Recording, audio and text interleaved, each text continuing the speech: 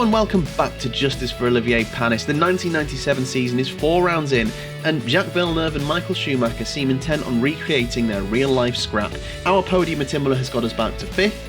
We may have to think about if we're going to get involved in the title fight. We might be a bit too far away, but there could be a tasty scrap for 3rd with Frentzen and Irvine on the way. In the Constructors, Williams are very comfortably in 1st, Ferrari very comfortably in 2nd, but there is a fight brewing once again for 3rd. It's Benetton and Jordan versus, well, just Olivier Panis, because Shinji Nakano is nowhere to be seen, but we are representing Prost and we could be in a good fight for 3rd there as well.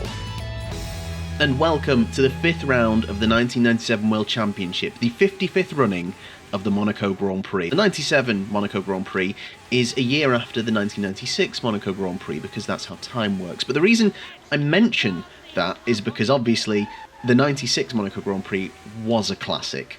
Rain just before the start of the race, horrible conditions, loads of cars going out, notably Michael Schumacher on the first lap, and what it resulted in was the first ever win for Mr. Olivier Panis, French driver for a French team in Monaco. Very, very special. And yes, he did get a little bit lucky in some cases, notably the retirements of Hill and Alesi helping him along his way. But as I mentioned in my documentary King for a Day, where I looked at his career and that famous win, he was quick in his own right. He was fastest in the warm-up in the wet conditions that morning. He pulled off a very cheeky move on Eddie Irvine to get past him and get himself in the position.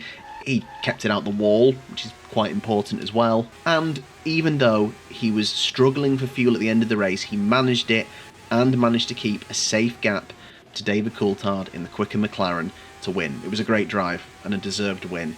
So, a year later we return. He's still a French driver in a French team, although it's no longer Ligier, it's with Alain Prost. With the fact that he's had a good start to the season in real life, maybe, just maybe, he could do something again. And many of you have taken that on board in your charity predictions. Remember, you can make a prediction at any point in the season, either about myself or the AI, and if your prediction comes true, pledge a little bit to charity, and we're raising money for a charity to be named at the end of the season. Even if I don't mention your prediction, either verbally or on screen, as there's a few now, don't worry, I've got a list of all of them in a spreadsheet. They're all being counted. They will hopefully get mentioned at some point. And yeah, I really, really appreciate it. But yes, I bring it up because specifically there are quite a few concerning Panis and Monaco. Hopefully, we can deliver something here today.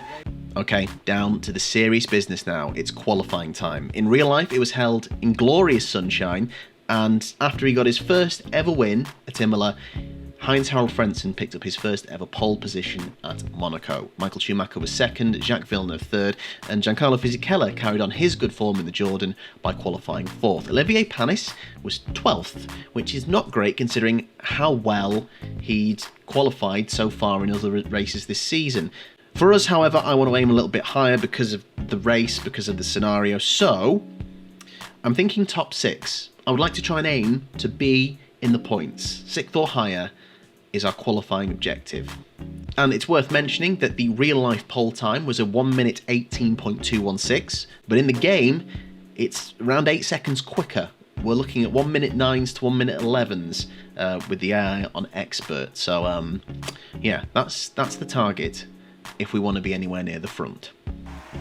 As in real life, we have bright sunshine, and I want to get a banker lap down, so I'm immediately going to go quiet. Good start.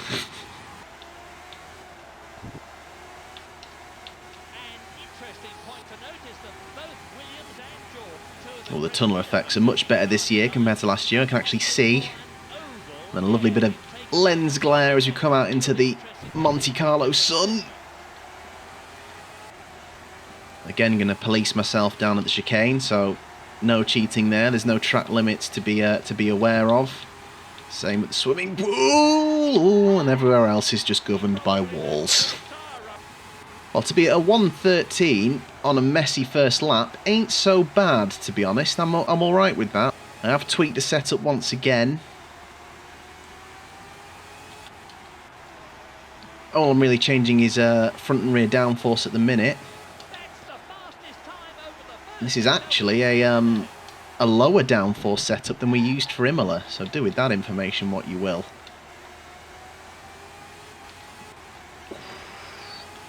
It looks like our teammate of all people is going to be in the way. I think that's our teammate. Oh no, it's a Benetton.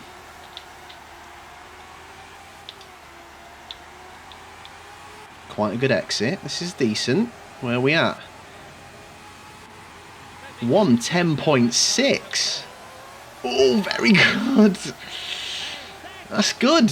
Estimated pole time 19110. Unless I've got that estimate wrong. That's really good.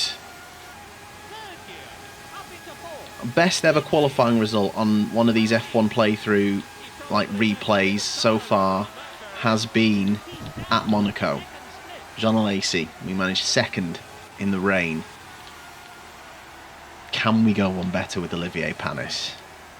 I am actually just going to back off because I thought I was going to be able to get by him and I haven't, so I'm just going to create some space.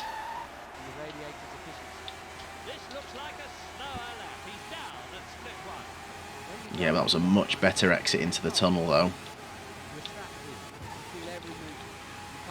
That was rubbish though. Of all the places to get it wrong, the tunnel.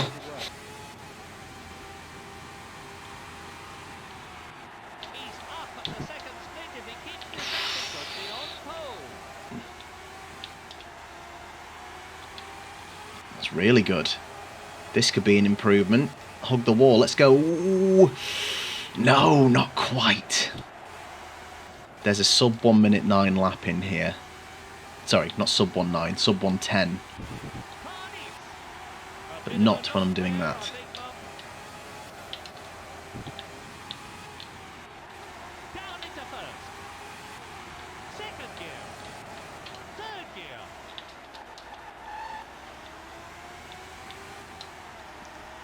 Oh, really slow final sector. I'm going to be losing time all the way down the main straight. Can we go quicker? We can. 110.4. I'm worried about reliability in this race though, because I'm dabbing the throttle a lot on these slower corners. Just wonder if a lot of that revving could cause issues.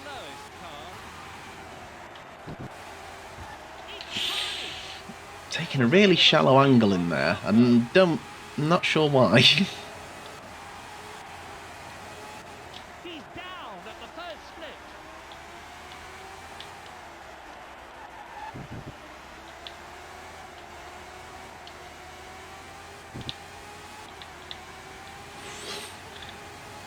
The exit of that was spot on, just throttle regulation.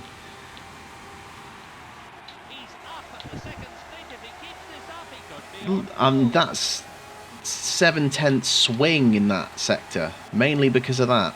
Right, come on. Oh, damn it.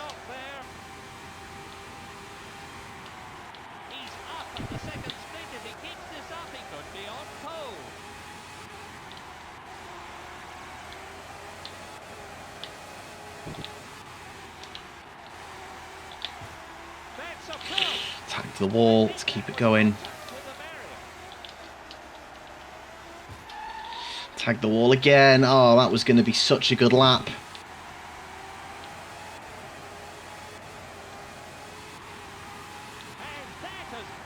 Wow.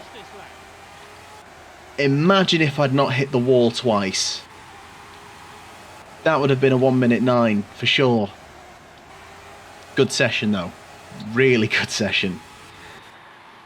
Can we give Olivier Panis his first ever career pole position? The starting grid for the 1997 Monaco Grand Prix is on pole. Monaco in Monte Carlo, the most famous Grand Prix of the motor racing season, and jewel in the crown of Formula One. The atmosphere here is incredible. Sorry. I'm 31, I've recently hurt my back. I can barely move my neck and stuff.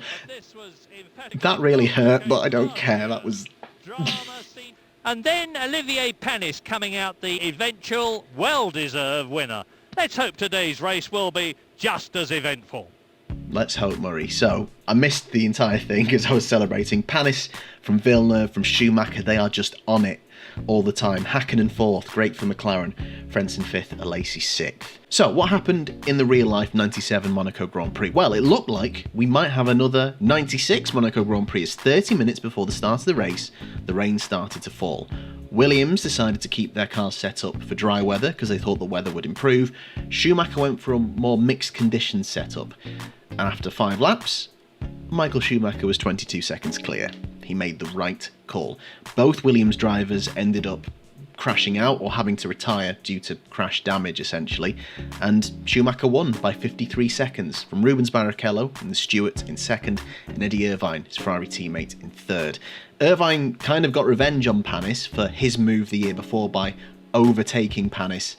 Panis ended up finishing 4th. So while that is a very good target of 4th place, we're on pole at Monaco. So when you're on pole at Monaco, you aim to win at Monaco. Let's see if we can pick up Olivier Panis's first win in 1997, the anniversary of his first win in real life, and maybe we could kickstart our season here. Wow, what a sight. Clear road ahead.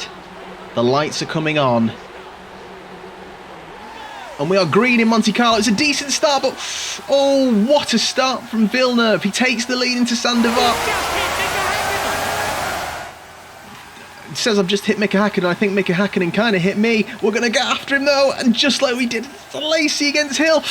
Oh, what a fight. Excuse me a minute. Villeneuve, oh, come on, no.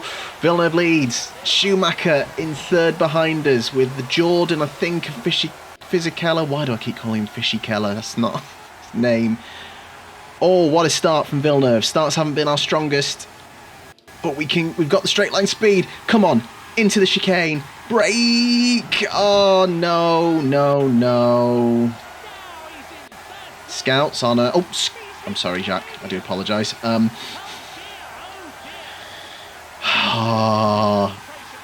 just like we had with Alesi, we're chasing a Williams at Monaco. Michael Schumacher is right behind us. But once again, straight line speed seems to be in our favour. 9 laps to go.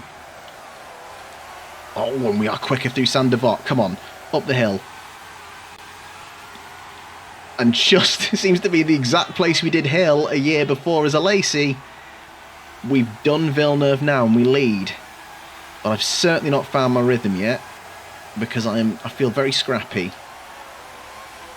So let's try.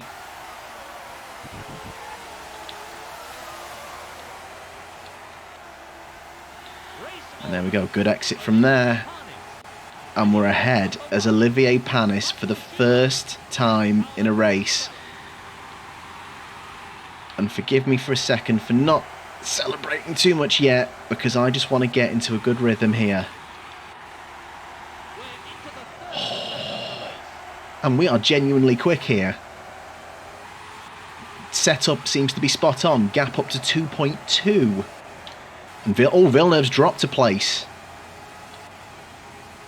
Is that going to be Michael Schumacher now?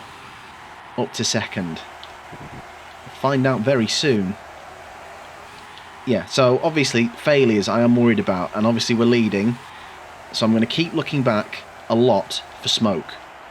There's white smoke if an engine failure is on the way. Apparently there's purple smoke if there's a fuel line failure, but to be honest, the only ever time I've had a fuel line failure, it's just kind of exploded very early in the session.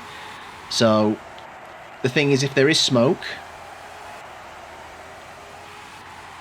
we might be able to go in the pits and salvage something, but Schumacher is second and he is now eating in to our lead.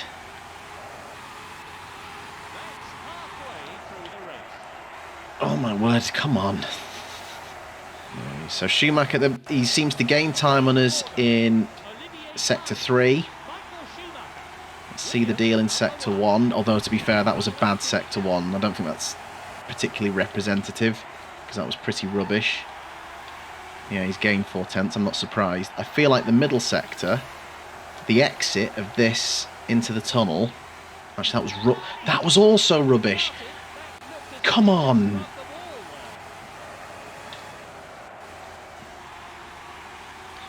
I realise this might not be the best race for on-screen action, but can I just tell you, I'm feeling quite tense right now. Because Schumacher is chasing. Oh God, I can't seem to stop doing that. And then I also want to look behind me for any sign of weakness in this Prost car. Come on, Massey. See what happens when you stop obsessing. That was a poor bit of driving though, to be fair. And let's ignore the fact that if damage was on, I would have serious problems right about now. But you play the hand you've been dealt, or you've dealt it yourself. Shut up. Race order. Olivier Panis, Michael Schumacher, Williams #1, Carlo Fisichella.